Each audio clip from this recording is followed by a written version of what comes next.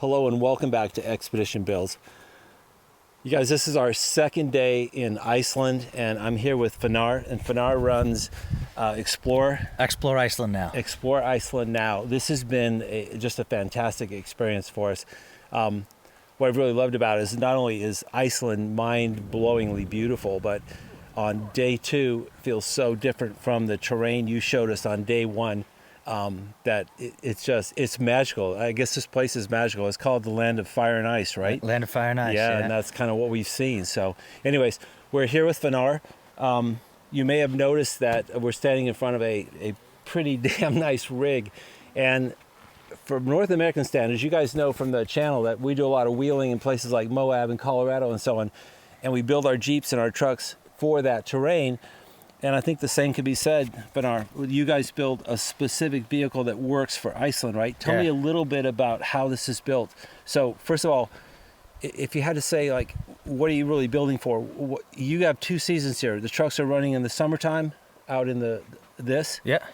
You don't really do rock crawling per se, but you hit some pretty rough terrain. Yeah, so these are definitely purpose-built machines for Iceland and Icelandic weather conditions and terrain.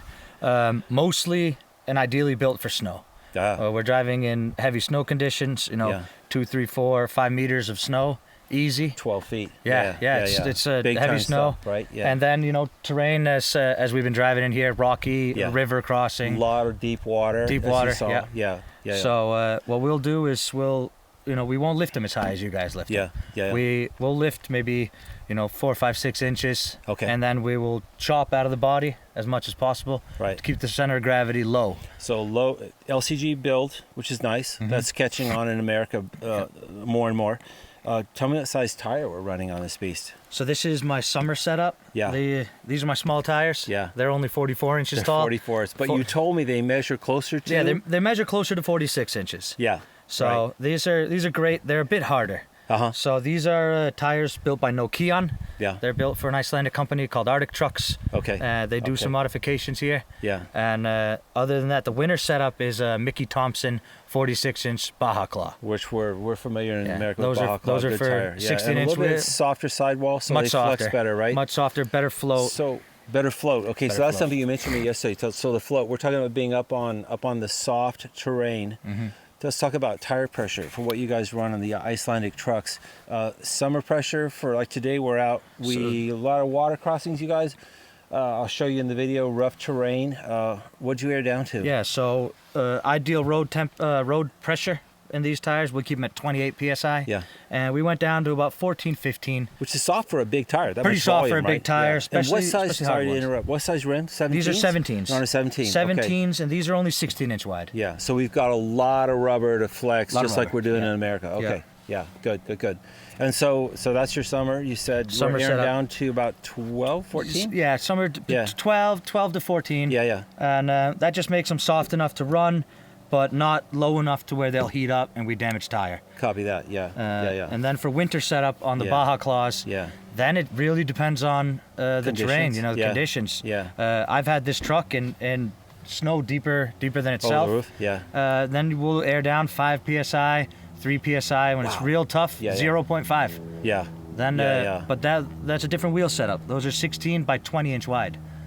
Wow, so you can see the width of this, to get up on and go over it, So when we drop down, if you're in a tough spot, you go 0.5 psi. Amazing. And then we'll get about 30 inches of So she really squats. Tire. That really, the rubber just really squats out. Acts like snowshoes. Snowshoes. So we float. Yeah, you we'll float. We'll be in maybe 6-7 centimeters. Yeah. That's all you're pushing down. Deep it is. Yeah. And that's the float. Yeah. Right. Nice. Yeah. Incredible. Okay. So I'll show you guys pictures of. I'll give you a walk around of this. Get you some closer views. So we talked about air pressure. So you don't really arm them a lot because you're not in the rocks. You just want to get up enough clearance and enough plant on those tires to get the float going. And I notice you on this rig in particular, you don't use a winch. Tell me about that. Yeah. So what do you carry for recovery? For recovery, we've got fairly thick stretch rope. Yeah. Which we use. The kinetic rope. Kinetic rope. Yeah, that's what you call it. Yeah. And for that, you really never, if you're in a tough situation, you shouldn't be there alone.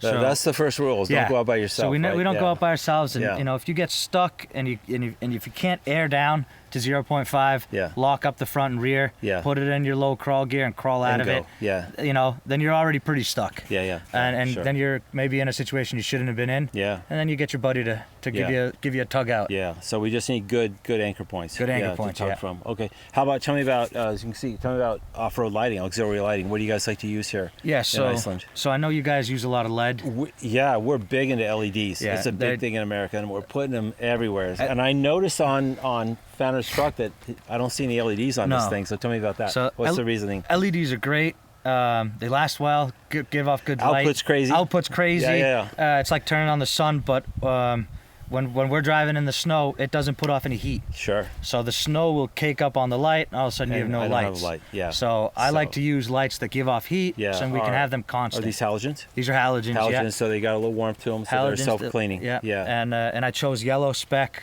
for better visibility in the snow. Yeah. We're kind of, I think, discovering that more and more in America. Inclement conditions, snow or dust. I even like my ambers for dust too as well. So. And then you've usually got a set of yellow safety goggles as well in the car. Sure. Double up on that yellow, and you can maybe find your lines a little better. Yeah, you see better in the white. Okay, good.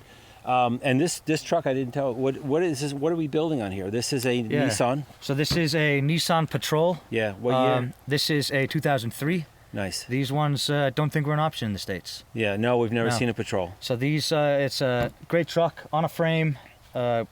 Solid axles. So it's built a bit like the design of a Wrangler. We've got solid axles to work with. Articulation could become something we can use.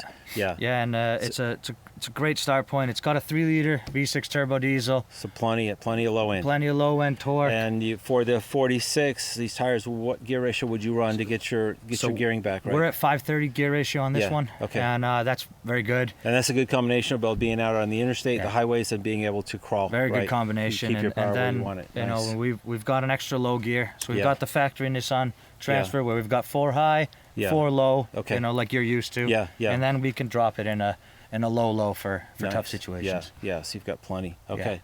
Anything we're missing on your build? And I see you've got some room to carry stuff. Air lockers. You're up. You got air lockers on it? Air lockers front and rear. Okay, good. So that's nice. And just I all know the what. essentials. What's always fascinating about these trucks.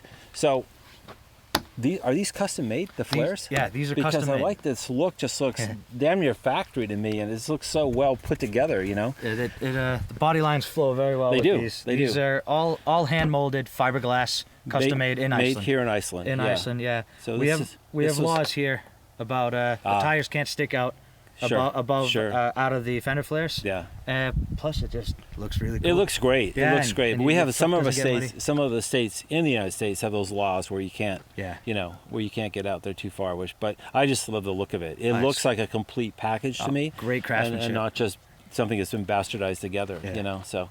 Very cool. Well, hey, man, it's been such a pleasure exploring your magical land, and we're getting ready to. We just had lunch. Also, guys, he feeds you very well, which is nice on the trail. We're getting ready to go out and hit it again, and I guess we got some deep water crossings to do. Some deep water crossings and some canyons to hike into. So, all right, we'll give you a shot of that. So, we're going to end this interview right there. Thanks, Fannar. You're welcome.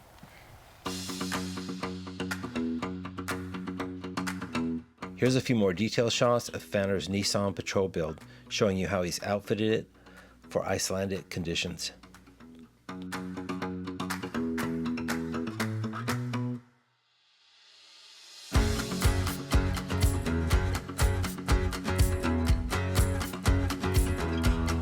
Fannar carried the simple cooking setup out on the trails, allowing him to serve hot lunches, which included the hot dog, one of Iceland's favorite meals.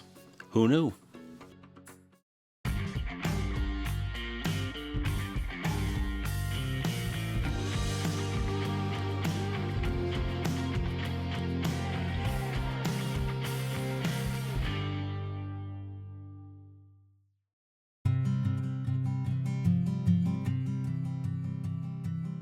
Getting an opportunity to discover and experience Iceland has been on my bucket list for many years now.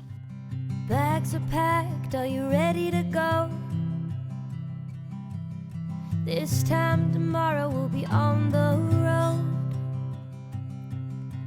riding with you into sunnier days. I wouldn't want it any other way.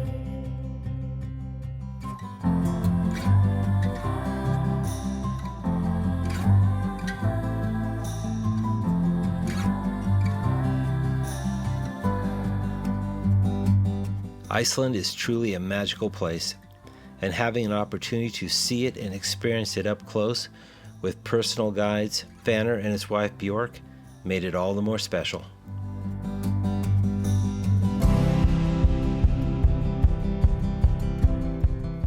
Until next time, stay safe, and we'll see you on the trails.